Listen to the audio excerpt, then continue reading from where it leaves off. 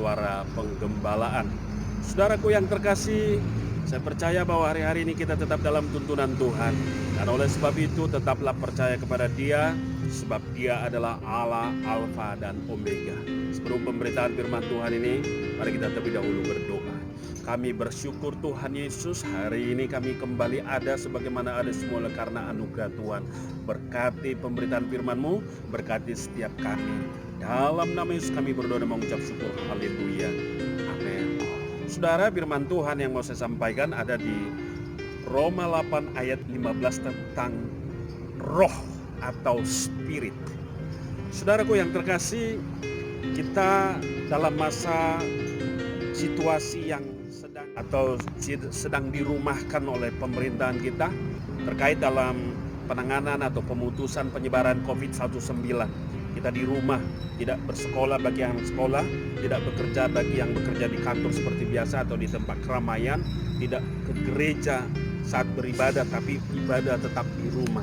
Saudaraku yang terkasih, tentu ini membuat kita lama-kelamaan menjadi terbiasa.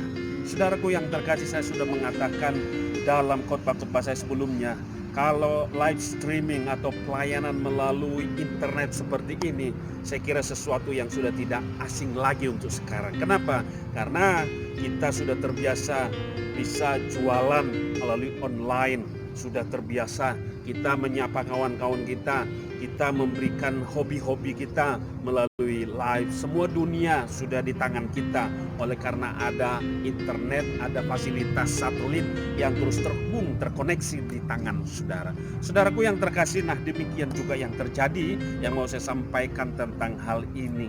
Dan tahu nggak saudaraku yang terkasih, itulah yang disebut pelayanan tak terbatas. Di balik tembok kita tetap bisa diketemukan, yang penting ada jaringan internet.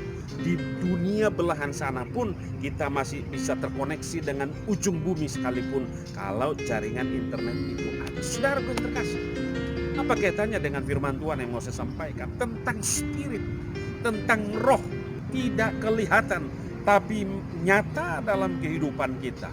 Itu yang terjadi. Seperti apa itu saudaraku yang terkasih? Seperti penyebaran virus COVID-19 ini. Di kota sana kita mendengar, di negara lain kita mendengar. Ketika kita mendengar, hati kita ciut, pikiran kita berpikir aneh-aneh dan lain sebagainya. Bukankah itu spirit? Telah banyak anak-anak Tuhan yang mulai terkena spirit oleh karena virus corona ini.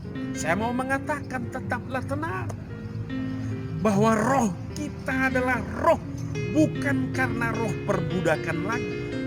Perbudakan itu tahu artinya Bapak Ibu Saudara, dia tidak pernah bebas karena dia terkekang oleh tuannya. Dia diperbudak, dia diikat, dia diperintah-perintah sesuka hatinya. Dia disuruh di sana, dia tidak mempunyai kemerdekaan atas diri. Kenapa?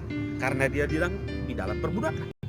Tapi Tuhan berkata, aku datang membawa pembebasan supaya engkau bebas. Rohmu tidak terikat lagi oleh semua roh-roh ilah-ilah zaman ini. Dari nenek moyang kita mewarisi roh dari nenek moyang kita.